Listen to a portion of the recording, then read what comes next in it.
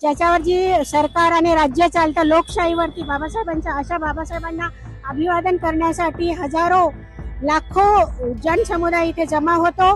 बाबासाहेबांना जे अंधाराजली वाहत अथांग महासागराला जी आदरांजली वाहतात लोक, हे त्यांच्यामध्ये एक बाबासाहेब आज जिवंत असण्याचं एक उदाहरण आहे।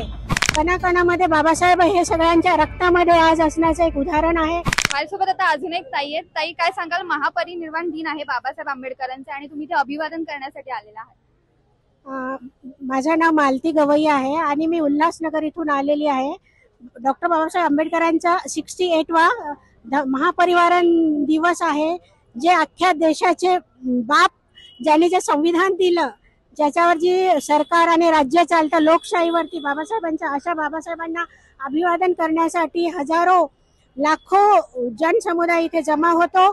आणि हे जे बाबासाहेबांना जे अंधाराजली वाहत अथांग महासागराला जी आदरांजली वाहतात लोक, हे त्यांच्यामध्ये एक बाबासाहेब आज जिवंत असण्याचं एक उदाहरण आहे।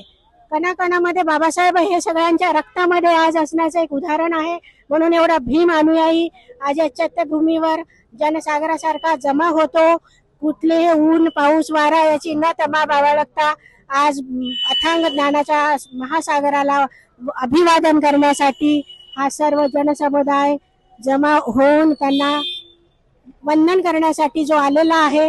हे जो संविधान या लोकांच्या जनजागृतीनेच हा संविधान हे जिवंत आहे आणि हे असंच चिरंतन बाबासाहेबांच्या आदरांजलीतून संविधान हे हजारो पिढ्यान पिढ्या जिवंत राहिलं पाहिजे, एवढीच आदरांजली वाहून मी माझे 2 शब्द